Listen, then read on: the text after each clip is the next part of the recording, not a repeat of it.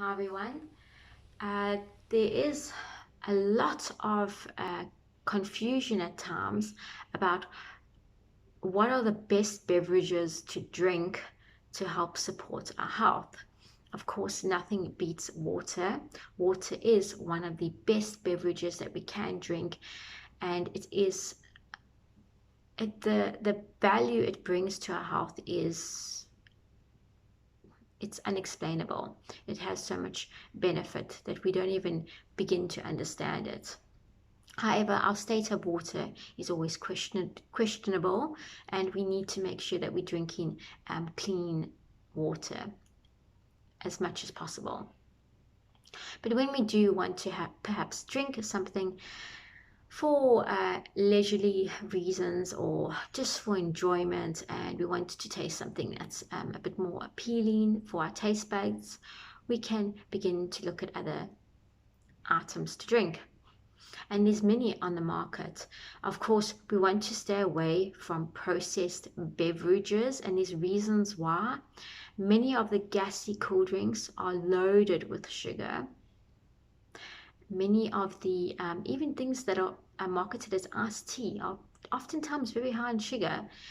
Many fruit juices are oftentimes high in sugar. Many energy drinks are oftentimes high in sugar. It is commonplace now to find many drinks that are labeled as sugar-free, but then we need to look at what is it being preserved by, how is it being sweetened, is it being sweetened by artificial preservatives, which once again may have detrimental effects on your health over a long-term period. So this leaves us now with a limited amount of beverages to look at.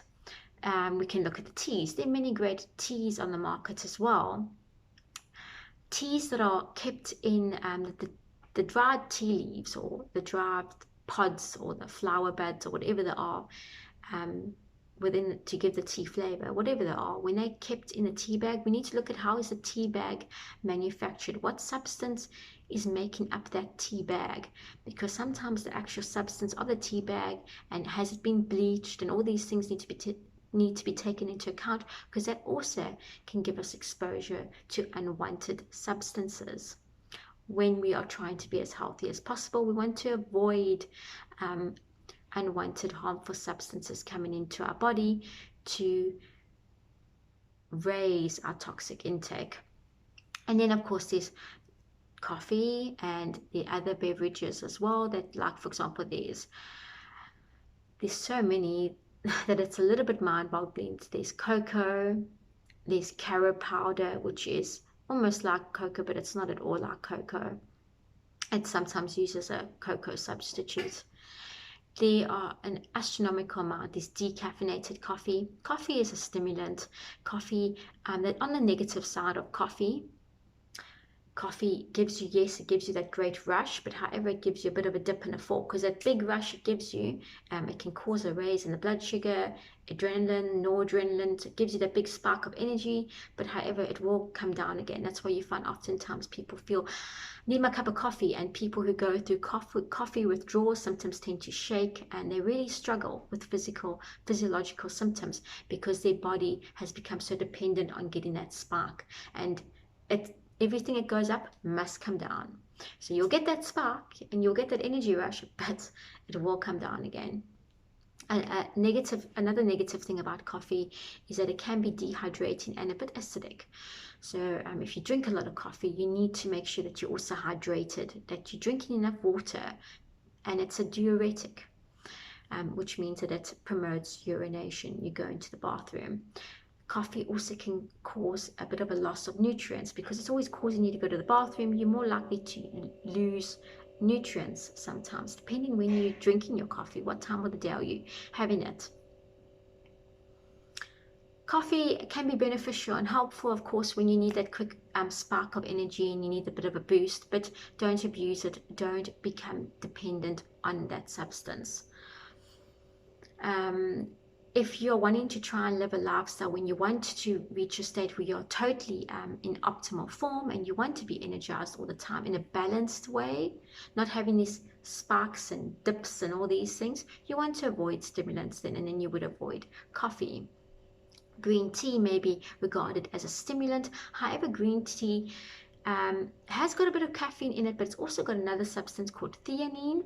Theanine is an amino acid, and theanine has been shown to actually calm the brain state, has a calming effect. So it counters the effects of caffeine, and it actually promotes long-term concentration um, and energy. So what happens then is when we're drinking green tea, it's also high in antioxidants, and it has a great amount of potential to give us. The theanine has been marketed as a natural sleeping aid in supplement form. You can buy supplements that have theanine in them.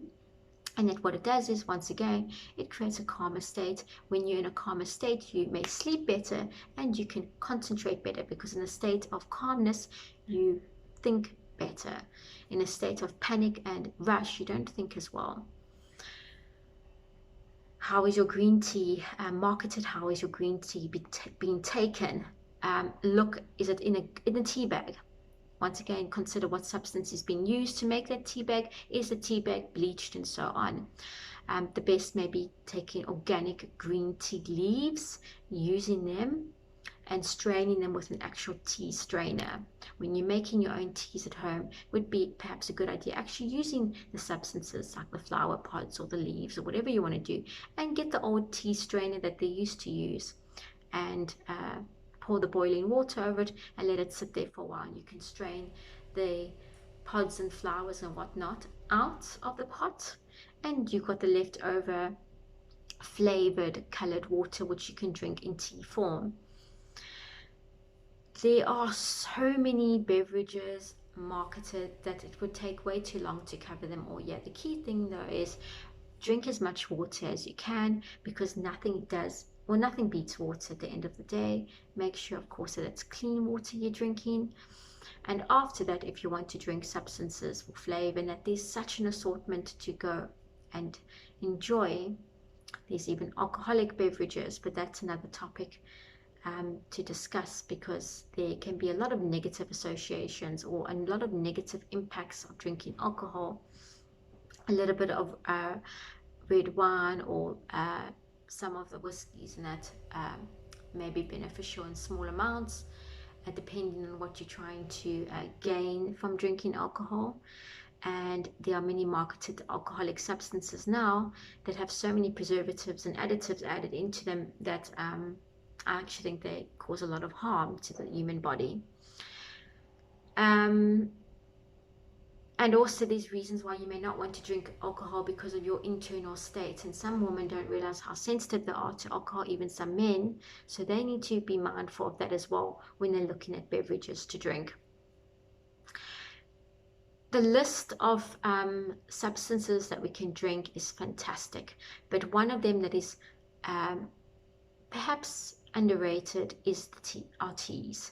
There's so much potential to enjoy a variety of teas. Fruit flavored teas, fruit flavored teas, flower flavored teas, and there's an astronomical amount, and teas are highly beneficial, and I cannot emphasize enough how helpful they can be to the human body, because they are supportive in a very subtle way. I hope this talk has been of some benefit or of interest, and may you enjoy a cup of tea when you're feeling stressed and you're feeling anxious. Sometimes it's good just to get a cup of chamomile tea and just calm down. And I think there was an error in some cultures at certain times whenever there was a problem and you spoke to an elderly person, they would say, let's have a cup of tea. And that sort of like helped calm things down, because everyone would sit down, have a cup of tea. You'd all be able to breathe a bit, drink something, and you could discuss the problem and come to a solution in a calmer state while you're drinking a cup of tea. So there's a great variety to discuss amongst the teas, but ideally you want to drink teas away from meal times, depending on what type of tea you're drinking. But your common black teas, the most common branded ones we find, you want to drink it away from meal times, and there's reasons why. Because they don't support, well, they may hinder nutrients absorption around mealtime. So, but with your other teas, especially when they're herbal ones as well, you want to have an awareness of what those herbal properties are, so you are aware of what other effects this tea may be having on you. Best times to have tea, though, no doubt, are away from meal times. And ideally, when we are having meals, we don't want to drink too much beverages, because we're also diluting the digestive juices during the time of digestion. So, yes, if you do feel stressed and panicked and anxious, by all means, try and have a cup of tea and allow yourself to breathe and calm down and realize